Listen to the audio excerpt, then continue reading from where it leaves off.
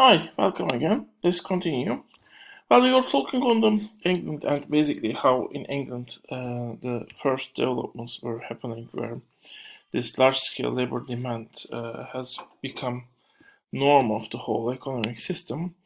Basically, if you need to have a large-scale labor demand, first this type of economy can only be sustained if you have large scale production. And for large scale production, you also need to have technology available for large scale production, plus or facilities that are available to produce in large scale. And to have that, you need to also have potential demand.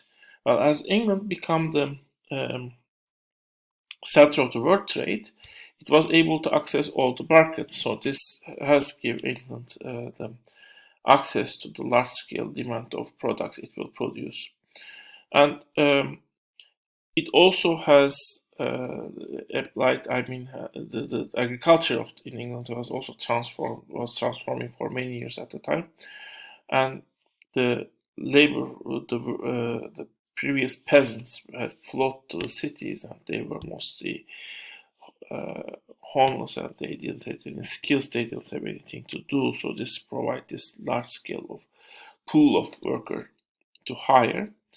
But production initially was done by with skilled labor force, and then the new machinery through the industrial revolution was created, or machinery was adapted so that the skill level necessary for the production has fallen, and people could produce actually very high number of the products. And this is a typical descholization process we have talked on, but um, it also created the labor demand necessary to absorb the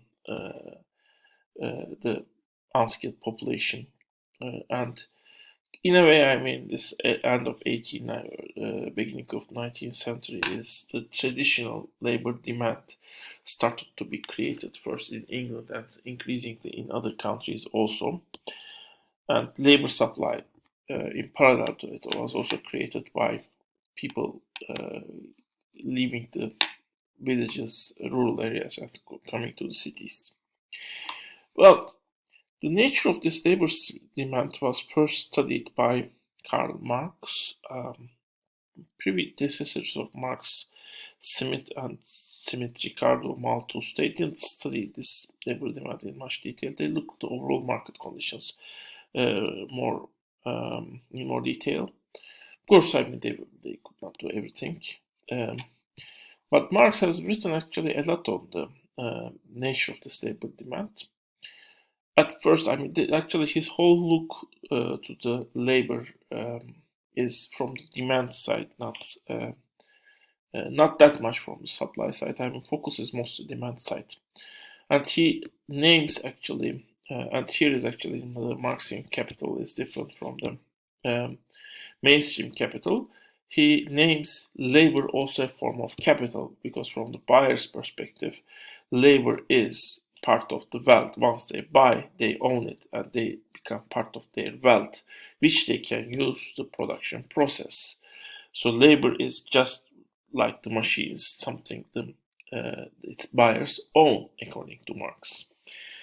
Um, and basically, according to Marx, the buyers buy different types of inputs, and those inputs are basically through the production process transformed into outputs. Labor was one of those inputs. Machinery, means of production, and raw materials are also part of those inputs. Uh, Machinery was type of input that you can call uh, in um, uh, in mainstream economics. Also, Marx called it, I believe, the same way, fixed costs or fixed capital. Uh, you buy it and you can produce with one machine many products, but still it is input of production according to Marx. When you produce something with machine, and for example, let's say you use it for 10 years and every day for 10 years, which means every day 1 over 3,650 of the machine is getting into the product you produce. But you buy it in mass. It's a kind of like a raw material you buy in mass quantities. While cotton you can just buy as much as you need to buy. But of course it is a trick also in it, because if you can use a machine only for 10 years, but if you don't utilize it, if you don't use it as often, then of course the machine will become too expensive for you, because potentially you can produce, let's say, 10,000 units of product with it. But now if you're producing just 1,000 product, then per product money you pay toward the machine will increase tenfold. And that's the critical characteristic of the machinery, actually. And even with machinery, actually, if you look to overall production, the actual transformation is done only by the workers. Workers use natural resources. They might first build tools and machinery for producing things, and then using those tools and machinery and inputs of production, they produce the products. So basically, workers are and labor is the thing that is adding value to the production. The value of machinery in Marxian model is only transformed into product. The difference between all the inputs, including the money you pay for the worker, money you pay for the means of production and raw material, and the output, there should be a difference so that people might make some profit. That difference is created by the workers, according to the Marx.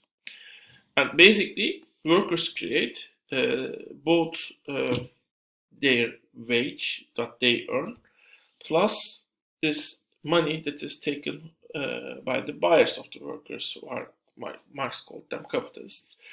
And this amount that is taken from the worker by the buyer of the labor power is called surplus value, according to Marx, which is value created by the worker but taken out by the people who buy, the capitalists basically, who buy the labor power from the workers. And in order to increase this their profit rate, capitalists need to increase this surplus value, or this additional value they can produce. So the amount they got relative to the wage they pay to the workers should increase. How can they do that? They can do it by making the working day longer. Workers work longer for the same wage. So in the additional hours, they produce more, and this will increase the surplus value. But then also productivity is important. How productive the workers are, how much product they produce. If they are more productive, they produce in 2 hours or 4 hours a higher amount of value, more products. In that case, the value of the products they produce might increase. If their wage is same, in that case, they produce more but get the same wage. So the profit rate might increase. And in order to make the workers more productive, of course, you can try to make workers more productive by increasing their human capital, by increasing the coordination between the workers. But one obvious way, especially in the 19th century, to some extent maybe also today, of increasing the productivity of workers is by increasing the machinery, the large machinery you use in the production, which again cost much at first, but when you produce a lot of products, then its relative cost per product will fall down. So that's the basic thing. The producers buy large machinery, and that large machinery, if they are used in full capacity, for example, if they are used for 10 years for every day, in that case they produce a lot of products and the cost per product will fall down. But the fixed costs, the cost you pay before you start using the before you can start using that machinery or means of production increase, and it increases also in the sense of you buy bigger machinery that lasts longer, for example 20 years, 30 years, or even buildings becomes larger. The factory buildings become larger and they last maybe sometimes for 100 years. But that means you are buying something that will last 100 years. So you have already paid for 100 years of duration for that factory. Of course, might try to sell it, but there is no guarantee that someone will buy it on the, let's say, appropriate cost, your factory building or your machinery back. So you might just have paid this for the factory building and machinery, and you might end up not using it. If you use it, you become advantageous against your competitors, because your unit cost, when you produce 1,000 units, for example, your unit cost will go down. But as a result, I mean, you might capture their market share, and your competitors might have no choice but also buy those large machinery and infrastructure or means of production. But when everyone buys that type of large machinery and those large buildings, if the demand doesn't increase sufficiently, then they might end up not utilizing what they have bought sufficiently. So in the end, actually, their cost might rise and profit rates might end up falling down. Well, this trend, of course, I have just summarized it. It has many details and it has also many discussions behind it. But this trend, this ever-increasing amount of means of production, fixed cost, the factory, the capitalists are using in order to make their labor power they buy more productive, while and end up basically not getting sufficient amount of return for for this means of production and they have bought. Is the most significant problem of the capitalist system, according to Marx, and it bounds to decrease the profit rates down. Basically, it decreases profit rates down as capitalism progress. This characteristic of the capitalist system. There can be some counter tendencies which might drive profit rates back up, but those counter tendencies are not. In the end, capitalist system will exhaust them, according to Marx. I mean, they might keep profit rates high for a while, but all of them have a limit. In the end, all of them will be exhausted, and profit rates will have to go down. And this will be final crisis of the existing economic system, according to Marx. But whether or not this trend is really true, the main characteristics of the buyers of labor power and how they basically treat their labor power, how they make what they do to increase their profit rates per labor workers they hire. On that, Marx has talked a lot and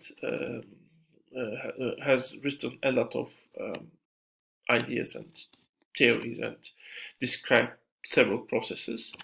And I think it is, at least as a background information, that information is relevant, and that's why I have informed you on it. And now we can go to the mainstream economics, and basically the main part of today's lecture, this video lecture. So